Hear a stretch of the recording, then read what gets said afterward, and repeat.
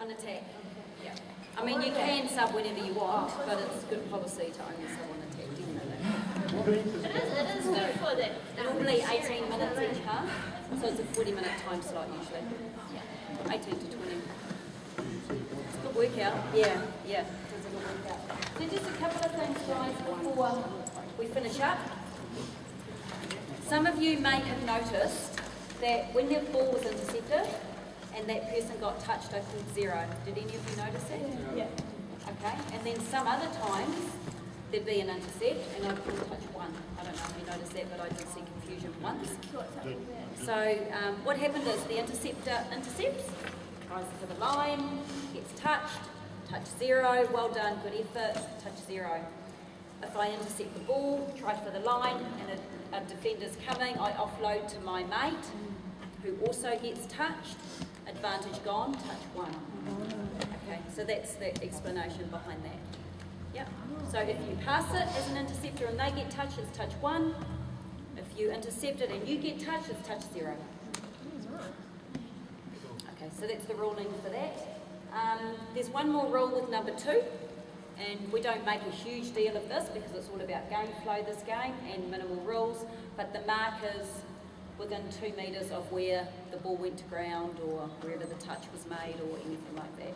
So if somebody threw me the ball and I got touched here, but I overstepped like 1 step, that's fine to play it there. Because otherwise you're slowing it down to go back half a metre, it just stops the game completely. Yeah. And I think that was it really for the finer points of the game, basically that's it. Just with attacking principles and defensive principles, one of the first things that we talked about, which was just then, is marking up. If you have, as far as your students goes and they're playing and there's a turnover and you've got one team that's lazy, straight away, even though they may be the best players in the entire world, they've just made a big mistake. So if they don't straight away go and pick up another player and mark that player, there's going to be an overlap somewhere and that's advantage to the attacking team. So really stress that with your students because they have to be not just switched on when they're around the touchdown zone and looking for flick-ons and that sort of thing. They've got to be switched on with the transition from attack to D. And it's simple. There's no big explanation about it. All it is that suck it up while you're on the court, basically, which is excellent because they love to run. They love it. Yeah. Up to 5. So there's 5 on and up to 5 rolling subs. Yeah. Do you think if you're doing a touch unit, it would be too confusing to have that correlating with it, or is it better to run it as its own? I'd run it as its own, because they're really quite different games. We designed Turbo Touch to be the touch offshoot or the winter alternative, but it's brought in so many other aspects of other games that it hasn't really worked out like that. It attracts a lot of touchies because it's fast and their ball skills are useful and their speed too.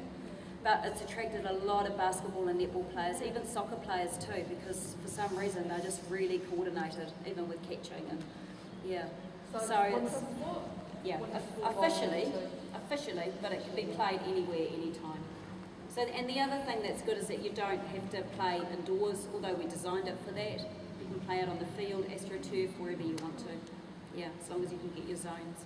And so there's more information coming out for. Have you guys? Yeah, so what I'll do is, if I can somehow, if there's a contact list going around, then what I can do is, if any of you need any information about the NCEA, any of that. Yep, okay. So have all of you guys got the session that we covered today? Yep, I've got copies of it back here. Okay, so grab one of those because that's today's session. So when I'm teaching the students for level 1, 2 or 3, I don't usually worry so much about the snakes if it's a sports class, because often their skill level is really high and we just want to get them into the game so they learn to play quickly, so they learn to get better quickly. So I don't really worry so much about doing that. It's only if you need to because of skill acquisition and you've got a huge group that I would bring that in. But basically if you've just got one 30 to 45 minute session, any warm-up you want to, or walking Turbo Touch to start and then straight into the game. And 2 teams on, 2 teams off, and then rotate or round robin. And it's great because they just pick it up really quickly. They just need to play to pick it up, that's all. So did we get those mats from the same place we get the balls? Yeah, you can order them through us, but they're really expensive. They're $500. I know. And there's nothing we can do. We haven't found a cheaper supplier anywhere. Everywhere we go, even Australia. So if you can get... So they're 12.25 long and they're 1.2 wide. So you can improvise with anything. The gym mats people use, it's a little bit hard to jump, but you know, whatever works for you. We've got rollout lines that you peg into the ground and they're 95, so they're good value for what they are. And then we've got these dashes as well, which we haven't got, which you just put the lines out and they are $250, I think. They're Masking tape on the floor. So, Dots.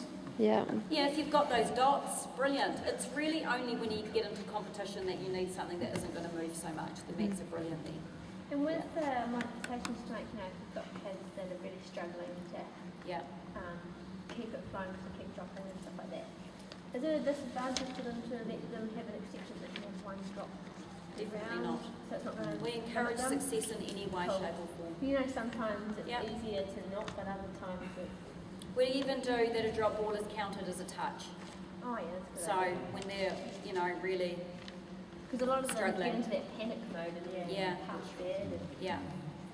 Or else you complete the 4 touches no matter what. So no matter what's happened. And then as they start getting a little better, you know, you can tighten up. But You haven't YouTubed any of this, like you doing... not the session itself. There is video clips on there of actual games, but not. We've had one lesson done, but it